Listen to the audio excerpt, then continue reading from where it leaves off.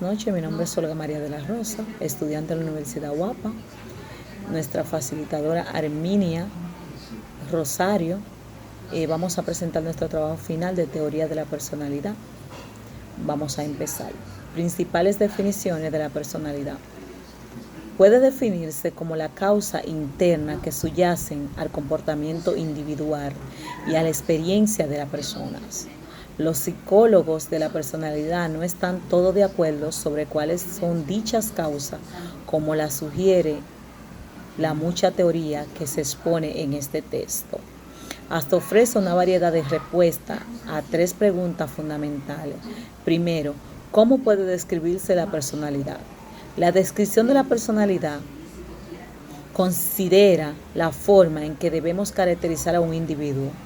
Deberíamos describir los rasgos de la personalidad mediante la comparación de la gente entre sí o emplear alguna otra estrategia, tales como estudiar a un individuo. ¿Qué término más allá de los ofrecidos en el lenguaje de todos los días deberíamos utilizar para describir a la gente? Según, ¿cómo podemos entender la dinámica de la personalidad?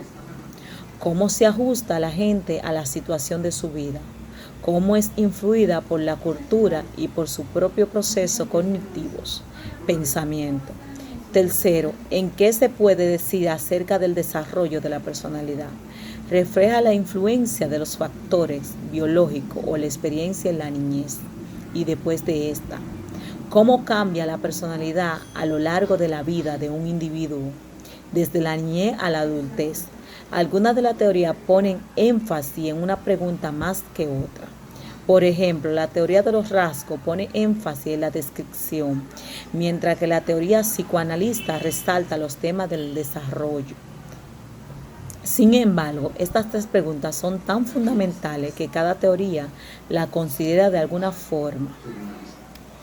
Vamos a hablar del desarrollo de la personalidad. Otro tema fundamental en la teoría de la personalidad tiene que ver con la formación y el cambio de la personalidad, hasta que grado influida la personalidad por factores biológicos, como la herencia, hasta qué grado puede el cambio en la personalidad ser el resultado del aprendizaje, qué tan críticos son los años de la niñez en el desarrollo de la personalidad y cuándo pueden cambiar un adulto. Además de cuánto, es la pregunta de cómo cambiamos la personalidad en la dirección que deseamos. ¿Cómo dirigimos los niños de alto riesgo hacia camino más saludable del desarrollo? ¿O cómo enseñamos a cualquier persona a ser creativo o líder? Influencia biológica. Algunos niños parecen serenos, enérgicos. Desde el momento del nacimiento podría ser que la personalidad esté determinada por la genética. Cuando hablamos de la genética, hablamos de los padres, de la herencia, que puede heredar un niño a través de sus padres. Podemos ver niños que tienen aspecto, por ejemplo, yo conozco un niño que él tiene la genética de su abuela, sobre una persona que no sonríe, una persona de carácter fuerte, y así el niño. Él obtuvo la genética de su abuela.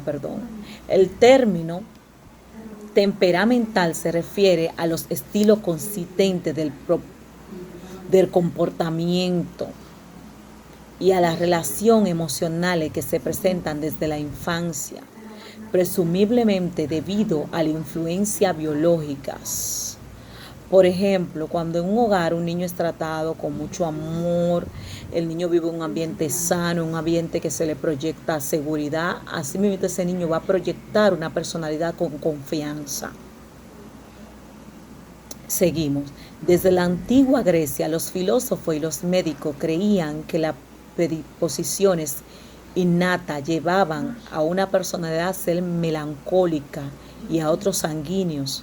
Los psicólogos del desarrollo han observado la diferencia de temperamento en los niños desde hace tiempo, pero dentro de la teoría de la personalidad, tales argumentos han tenido una recepción conflictiva.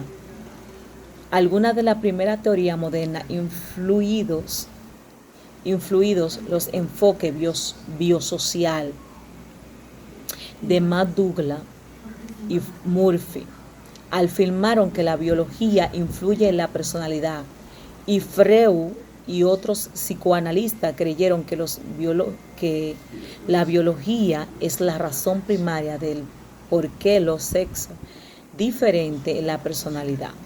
Otros estuvieron en desacuerdo de la diferencia féminas masculina y los enfoques conductistas de la personalidad. Por lo general niegan la importancia del temperamento.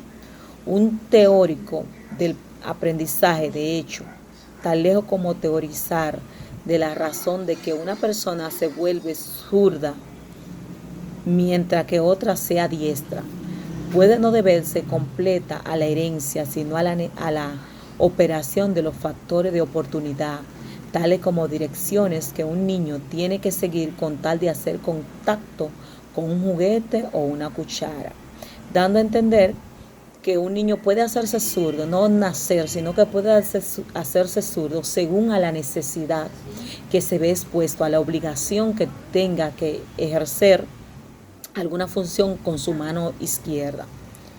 Por último, la ciencia resuelve tales debates mediante la investigación empírica.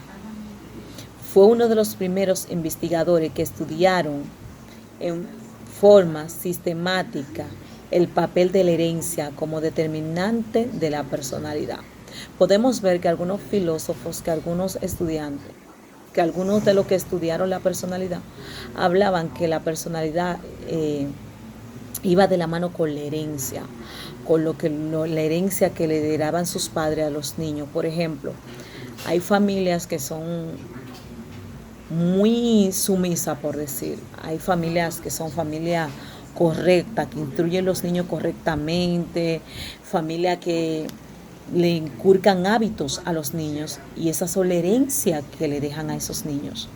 Podemos ver familias donde el factor del entorno que vive esa familia, sea una familia violenta, sea una familia agresiva, así mismo ese niño crece con una personalidad agresiva, según el entorno en que se vea rodeado.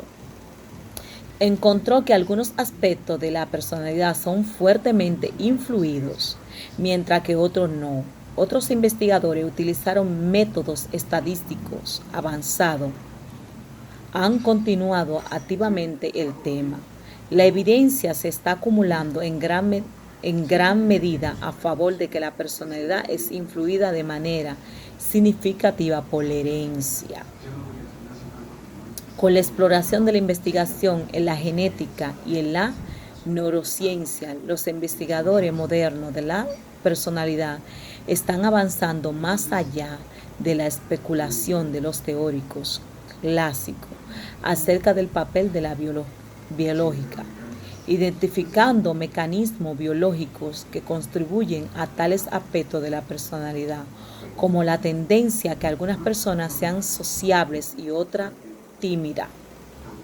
Los componentes de la personalidad, para establecer con mayor claridad la tensión entre el inconsciente que busca expresar y la conciencia que trata de frenar la fuerza del inconsciente. Freud describe 3 estructuras de la personalidad. El ello es primitivo y la fuente de los impulsos biológicos es consciente. El yo es la parte racional competente de la personalidad,